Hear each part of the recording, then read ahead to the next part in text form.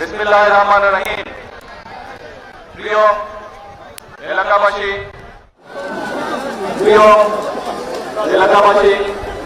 প্রিয় মুরব্বীবর্গ, নেতৃবৃন্দ, কর্মী ভাইয়েরা এবং উপস্থিত মা বোনেরা, আসসালামু আলাইকুম। কেমন আছেন আপনারা? এই যে আপনারা যে জায়গাটায় দাঁড়িয়ে আছেন, এটা কি খাল? রিয়া খাল। কিন্তু এখানে দাঁড়িয়ে আছেন কেমন করে? এখানে তো পানি থাকার কথা, কিন্তু পানি নাই। কেন পানি নাই? পানি নেই কারণ এই খালগুলো আজকে বন্ধ হয়ে গেছে, ভরাট হয়ে গিয়েছে। এই যে খাল ভরাট হয়ে গিয়েছে, খাল বন্ধ হয়ে গিয়েছে, খাল দখল হয়ে গিয়েছে, তাতে কি সাধারণ মানুষ বা কৃষকদের কোনো উপকার হয়েছে? কোনো উপকার হয়নি। এখন আজকে এই খালটি আবার পুনর্খনন করতে গত প্রায় 50 বছর আগে শহীদ রাষ্ট্রপতি জিয়াউর রহমান খালটিকে খনন করেছিলেন এবং এই খাল খনন করার ফলে আজকে যদি আমরা ইনশাল্লাহ আবার এই 4 কিলোমিটার এই খাল, আমরা এই 4 কিলোমিটার খাল ইনশাল্লাহ পুনর্খনন করব। পুনর্খনন করলে এই খালে এই এলাকার মানুষ পানি পাবে। পানি পেলে কি হবে? মানুষ পানি পাবে। পানি পেলে কি হবে? আমরা দেখেছি প্রায় 20,000-এর মতন কৃষক সরাসরি উপকৃত হবে। প্রায় 1400 টনের মতন মাতৃ খাদ্য শস্য উৎপাদন হবে। প্রায় 72,000-এর মতন মানুষ সরাসরি উপকৃত হবে এই খালে পানি আসলে। এখন প্রিয় ভাই বোনেরা, এই যে 18,000 কৃষকের কথা বললাম, এই যে 1400 টন প্রায় বাড়তি খাবার যে উৎপন্ন হবে এই খালে পানি আসলে, প্রায় 72,000 মানুষ সরাসরি উপকৃত হবে। এই মানুষগুলা কি অন্য এলাকা নাকি এই এলাকা? এই এলাকা। তাহলে এই খালে পানি থাকলে উপকারটা কাদের হবে ভাই? এই এলাকার মানুষের হবে। প্রিয় ভাই বোনেরা, শুধু তাই নয়, ইনশাআল্লাহ এই খাল পুনর্খনন যখন শেষ হয়ে যাবে, আমরা ইনশাআল্লাহ এই খালের দুপাশে প্রায় 3,000 বৃক্ষরোপণ করব। বহু মা মনে আছেন যারা ঘরে হাঁস পালেন বা হাঁস পালতেন আগে, কিন্তু এই খালে পানি না থাকার কারণে অনেকের ঘরে সেটা সম্ভব হয় না। কিন্তু যখন খালে পানি থাকবে তখন মা বোনদের জন্য একটি বাড়তি রোজগারের সুবিধা হবে হাঁস পালনের মধ্যে দিয়ে। সম্ভব এটা? আমরা যদি সকলে মিলে কষ্ট করে অবশ্যই সম্ভব। আমরা যদি সকলে মিলে পরিশ্রম করে তাহলে অবশ্যই ভাগ্যের পরিবর্তন করা সম্ভব, তাহলে অবশ্যই দেশের অবস্থার পরিবর্তন করা সম্ভব, তাহলে অবশ্যই দেশের মানুষ ভালো থাকতে পারবে। আমাদের রাজনীতি অর্থাৎ বিএনপির রাজনীতি হচ্ছে সেটি। আপনারা দেখেছেন নিশ্চয়ই, কম বেশি সকলের মনে আছে, এই যে প্রায় 2 মাস 2.5 মাস আগে যে নির্বাচনটি হয়ে গেল, এই নির্বাচনের আগে দিয়ে কিন্তু আমরা দেশের মানুষের কাছে প্রতিশ্রুতি দিয়েছিলাম যে বিএনপি আল্লাহর রহমতে দেশের মানুষের সমর্থন নিয়ে সরকার গঠনে সক্ষম হলে দেশে আমরা শহীদ জিয়ার রেখে যাওয়া সেই খাল খনন কর্মসূচি শুরু করব এবং ইনশাআল্লাহ আগামী 5 বছরে আমরা চেষ্টা করব সারা দেশে এই উলসি বা যেটাকে এই এলাকার মানুষ রিয়া খাল হিসাবে চিনে এইরকম প্রায় 20,000 কিলোমিটার খাল আমরা খনন করতে চাই, যাতে করে গ্রামের মানুষ, গ্রামে বসবাসকারী মানুষ, কৃষক হোক, মা বোনরা হোক, এলাকাবাসী হোক, তরুণ সমাজের সদস্যরা, তরুণরা হোক, বিভিন্ন রকম আয় রোজগারের সুবিধা সেখান থেকে করতে পারে। আমরা খাল খনন সেই জন্য করতে চাই। এই খাল খননের ফলে কি হবে? সরাসরি গ্রামে বসবাসকারী মানুষ, বিশেষ করে কৃষক ভাইরা সেই সুবিধা পাবে। শুধু ভাই বোনরা তাই নয়, আমরা নির্বাচনের আগে বলেছিলাম এই যে এখানে বহু মা বোন এখানে অপেক্ষা করছেন, মা বোনেরা এখানে আজকের এই সবাই এসছেন, এই খাল খনন কর্মসূচি অনুষ্ঠানে এসছেন। আমরা বলেছিলাম বাংলাদেশের জনসংখ্যা, এই যে প্রায় 20 কোটি জনসংখ্যা বাংলাদেশের, এর অর্ধেক হচ্ছে নারী। দেশনেত্রী খালেদা জিয়া এই নারীদের জন্য শিক্ষা ব্যবস্থাকে ফ্রি করে দিয়েছেন, ইন্টারমিডিয়েট পর্যন্ত, ডিগ্রি পর্যন্ত ফ্রি করে দিয়ে গিয়েছেন। প্রথমবার করেছেন স্কুল পর্যায়ে, ইন্টারমিডিয়েট পর্যায়ে, দ্বিতীয়বার করেছেন ইন্টারমিডিয়েট পর্যায়ে। এই খালেদা জিয়ার সেই কর্মসূচির অংশকে আমরা আরো সামনে নিয়ে যেতে চাই। এই জন্য আমরা সিদ্ধান্ত গ্রহণ করেছি যে ইনশাআল্লাহ খালেদা জিয়া ইন্টারমিডিয়েট ডিগ্রি পর্যন্ত করে নিয়ে ইন্টারমিডিয়েট পর্যন্ত করে নিয়ে গেছেন, আমরা মেয়েদের শিক্ষা ব্যবস্থা ইনশাআল্লাহ ডিগ্রি পর্যন্ত অর্থাৎ উচ্চতর পর্যন্ত ইনশাআল্লাহ বিনামূল্যে ব্যবস্থা করব। শুধু এইভাবে আমাদের এইবারকার কর্মসূচির একটি অংশ, শুধু মেয়েদের শিক্ষা ব্যবস্থা আমরা ডিগ্রি পর্যন্ত ফ্রি করবো না, একই সাথে আমাদের যে মেয়েরা ভালো রেজাল্ট করতে পারবে তাদের জন্য আমরা উপবৃত্তিরও ব্যবস্থা করব সরকার থেকে, যাতে করে তারা আরো উচ্চতর শিক্ষা লাভ করতে পারে। এখন প্রিয় ভাই বোনরা, আমরা বলেছিলাম খাল খনন করব, আমরা কিন্তু আমাদের ওয়াদা রেখেছি, দেশে আমরা খাল খননের কর্মসূচির কাজ শুরু করেছি। আজকে এইখানে শুরু করব, এর আগে আমি দিনাজপুর দিয়ে খাল খননের কর্মসূচি শুরু করেছিলাম।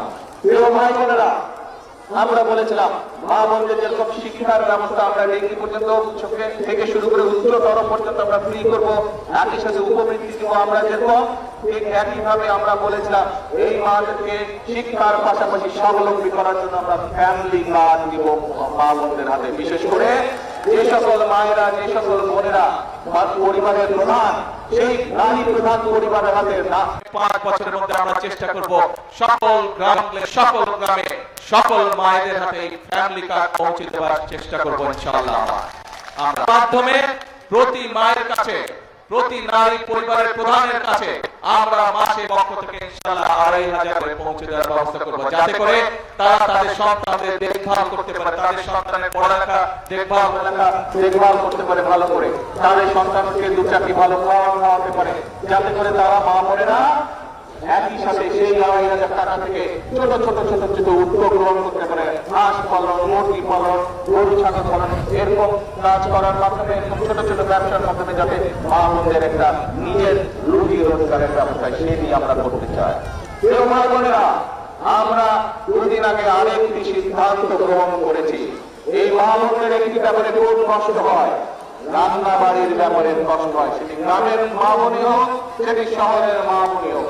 আমরা যেরকম সারা দেশের মায়েদের কাছে আমরা যেরকম ফ্যামিলি কার্ড পৌঁছে দিচ্ছি, সেরকম আরেকটি কার্ড দিতে চাই, সেটি হবে এলপিজি কার্ড, এলপিজি গ্যাস।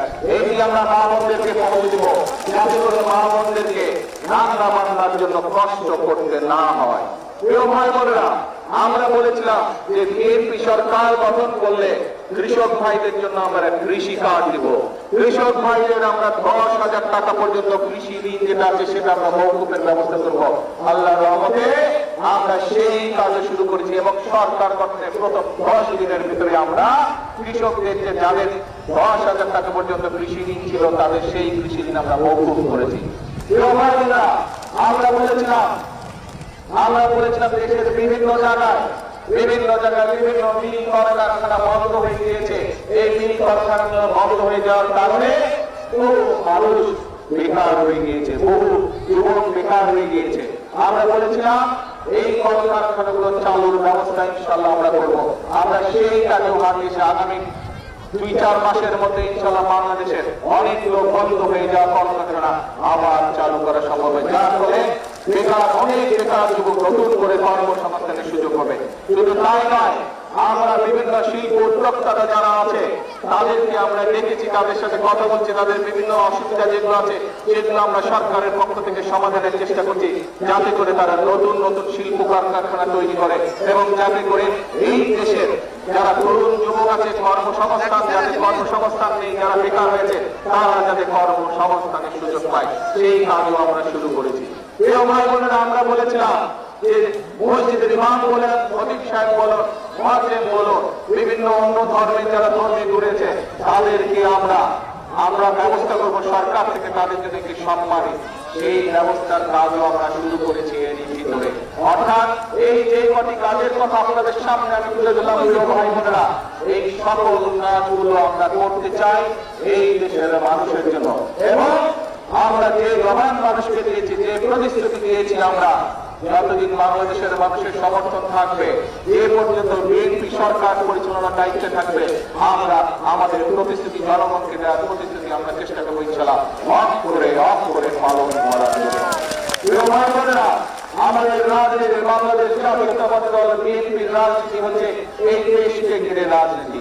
আমাদের রাজনীতি হচ্ছে মানুষের ভাগ্য পরিবর্তনের রাজনীতি। আজকে আপনাদের সাথে যে কয়টি পরিকল্পনার কথা আমি তুলে ধরলাম সংক্ষেপে, এই কয়টি পরিকল্পনা যদি আমরা সফল করতে পারি, এই কয়টি পরিকল্পনা যদি আমরা বাস্তবায়ন করতে পারি, তাহলে বাংলাদেশের খেটে খাওয়া মানুষ যারা আছে, বাংলাদেশের সমগ্র জনসংখ্যার 20 কোটি জনসংখ্যার প্রায় 70% মানুষ গ্রাম অঞ্চলে বা উপজেলা বা জেলা পর্যায়ে বাস করে। এই মানুষগুলো বিশেষ করে গ্রাম অঞ্চল উপজেলা যারা বাস করে, গ্রামে যারা বাস করে, তারা উপকৃত হবে। আপনারা কি তাই মনে করেন এই কাজগুলো যদি বাস্তবায়ন করতে পারে গ্রামের মানুষ উপকৃত হবে? ইনশাআল্লাহ। প্রিয় ভাই বোনেরা, আমাদের লক্ষ্য, আমাদের উদ্দেশ্য সেটি।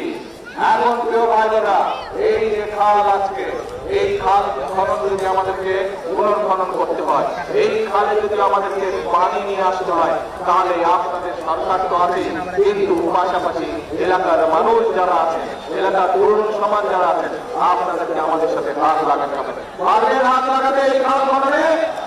আপনাদের সকলকে। কারণ এই দেশটা, এই দেশের জনগণ, এই দেশের মালিক, এই দেশের জনগণ, এই দেশের মালিক যে এই দেশের জনগণ, এবং এই দেশের জনগণের জন্য রাজনীতি করে। আমাদের প্রত্যেকটি কর্মসূচি হবে মানুষের জন্য, আমাদের প্রত্যেকটি কর্মসূচির বাস্তবায়ন হবে মানুষের ভাগ্য পরিবর্তনের জন্য। প্রিয় ভাই বোনেরা, বিগত 17 বছর যাবৎ এই দেশ স্বৈরাচারের কবল ছিল। 2024 সালের 5ই আগস্ট বাংলাদেশের ছাত্র জনতা ঐক্যবদ্ধ হয়ে স্বৈরাচারকে বিদায় করেছে।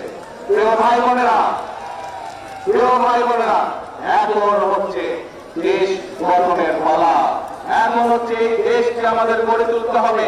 এই দেশের মানুষের জন্য কর্মসংস্থানের ব্যবস্থা করতে হবে।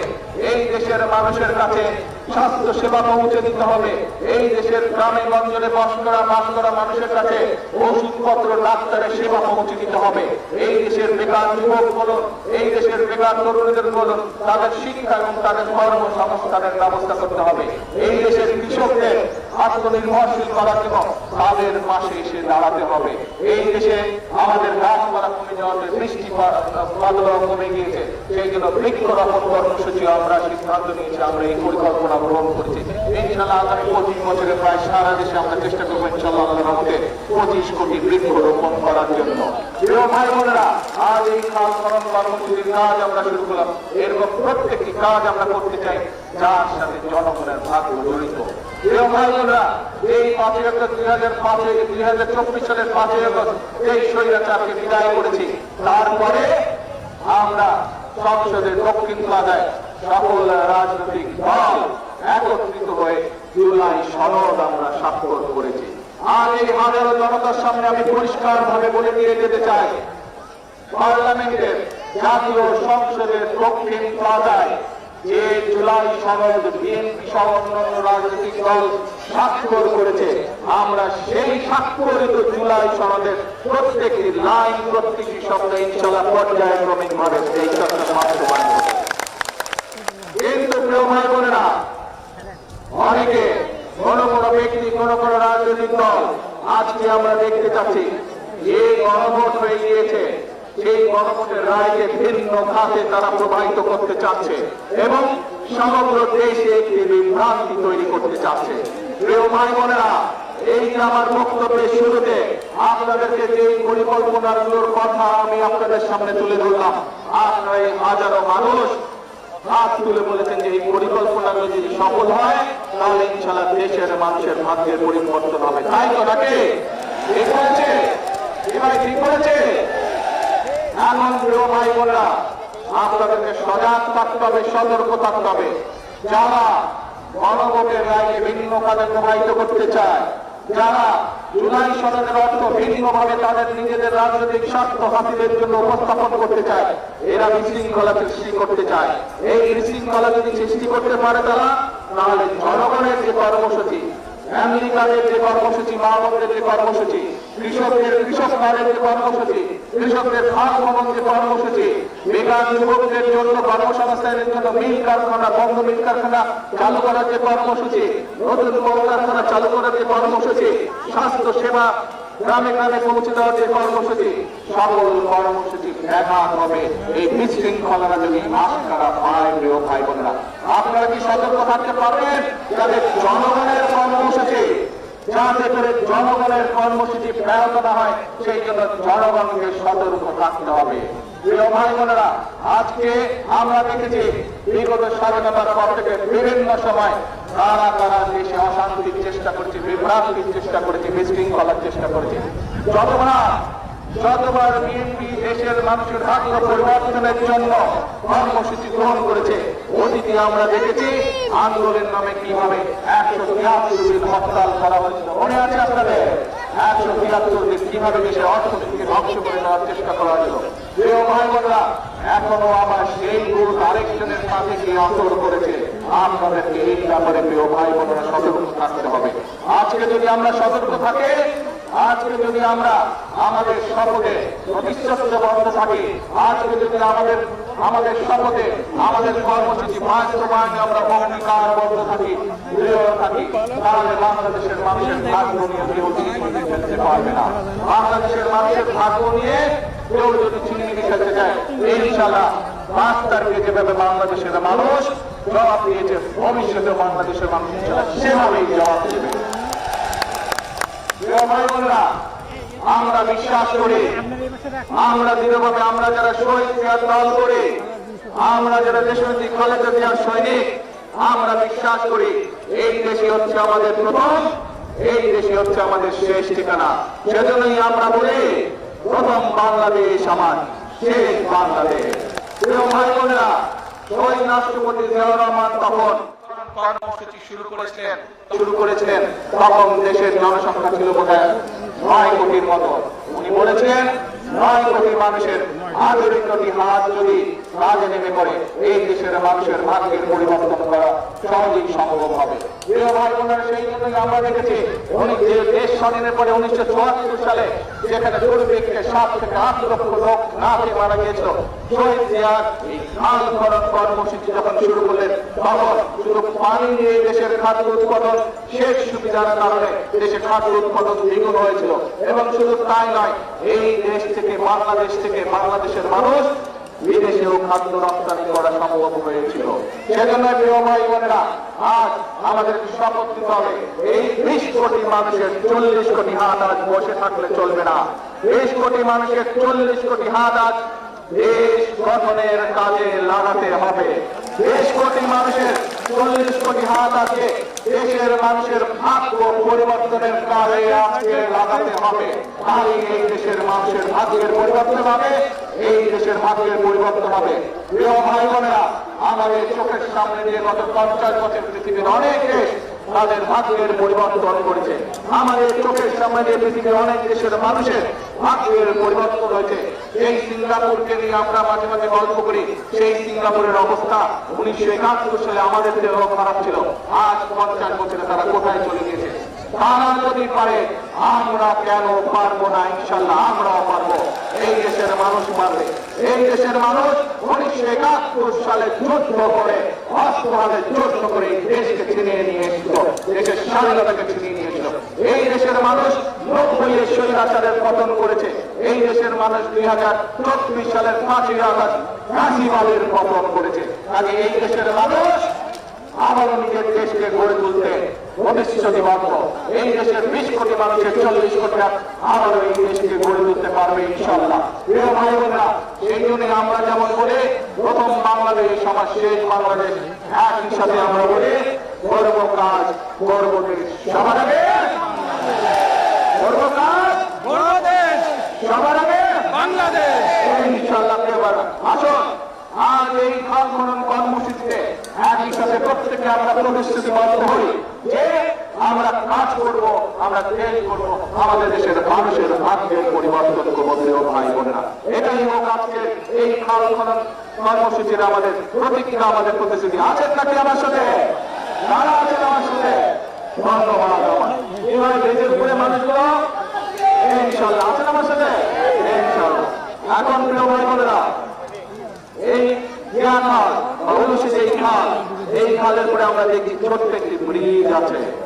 এই ব্রিজটা আমি জানি এই এলাকার মানুষ নিজেরা অর্থ সংগ্রহ করে এই ব্রিজটি আপনারা তৈরি করেছেন। আমি এটা জানি, কিন্তু এলাকার মানুষ জনসংখ্যা একটু বেড়ে যাবে, এই ছোট ব্রিজ চলাচল করতে আপনাদের সমস্যায়। ইনশাল্লাহ এই খাল পুনর্খনন হতে থাকবে এবং একই সাথে আমরা চেষ্টা করবো ইনশাল্লাহ আপনাদেরকে একটি নতুন সুন্দর ব্রিজ বক্তব্য বাড়াবো না। এখন হচ্ছে বক্তব্যের নামার সময় না, এখন হচ্ছে দেশ গঠনের সময়। এখন দেশ গঠন যেমন আমরা করবো, দেশ গঠনের জন্য কাজ করবো, একই সাথে আপনাদেরকে সজাগ দৃষ্টি রাখতে হবে। যারা বিভ্রান্তির রাজনীতি করছে, যারা জনগণের কর্মসূচি, হাল খনন কর্মসূচি, ফ্যামিলি কার্ড, কৃষক কার্ড, মানুষের ঘরে ঘরে ডাক্তার বা স্বাস্থ্য সেবা কর্মী পৌঁছে দেওয়া, স্বাস্থ্য শিক্ষা সুবিধা পৌঁছে দেওয়া, এই কর্মসূচিগুলোকে যারা বাধাগ্রস্ত করছে প্রিয় ভাই বোনেরা, তাদের বিরুদ্ধে সজাগ থাকতে হবে। আমরা দেখেছি বিভিন্ন সময় অতীতে তাদের বিভিন্ন কর্মকাণ্ড, আগে সেই জিনিসটা মাথায় রাখবেন, কিন্তু আমাদেরকে থাকবে না। আপনারা সতর্ক থাকলেন, দেশের মানুষ সতর্ক থাকলে ইনশাল্লাহ যেই সরকারকে আপনারা নির্বাচিত করেছেন, বাংলাদেশের মানুষ যেই সরকারকে নির্বাচিত করেছে, ইনশাল্লাহ সেই সরকার এই দেশের মানুষের জনকল্যাণে যা যা কর্মসূচি প্রয়োজন পর্যায়ক্রমিকভাবে সকল কর্মসূচি ইনশাল্লাহ বাস্তবায়ন করবে। আজ এই পর্যন্ত ইনশাল্লাহ এই খাল যেদিন পুনর্খনন শেষ হবে, আবারও আপনাদের সামনে ফিরে আসবো, আবারও আপনাদের সামনে ফিরে আসবো। আজ এইটুকু বলে বিদায় নিচ্ছে আপনাদের কাছ থেকে। আবার দেখা হবে, আবার কথা হবে। মধ্যপ্রাচ্যে যে যুদ্ধ পরিস্থিতি বা যুদ্ধ চলছে, তার কারণে এই যে তেলের দাম বেড়ে যাচ্ছে, আমাদেরকে বাড়তি অর্থে জ্বালানি কিনতে হচ্ছে, সেই জন্য অর্থনীতির উপরে একটি চাপ পড়েছে। কিন্তু আমরা যদি সকলে ধৈর্য ধারণ করে, তাহলে আমি আগেই বলেছি এই বাংলাদেশের মানুষের নির্বাচিত যে সরকার অর্থাৎ বিএনপি, বর্তমান বিএনপি সরকার পর্যায়ক্রমিক ভাবে এলাকা সহ দেশের মানুষের সমস্যার সমাধান ইনশাআল্লাহ করবে, এতটুকু আপনাদেরকে বলতে পারি। কাজেই ব্রিজ বলুন, হাসপাতাল বলুন, ধৈর্য ধরুন, ইনশাআল্লাহ আমরা সেগুলোর কাজ করবো। আসসালামু আলাইকুম।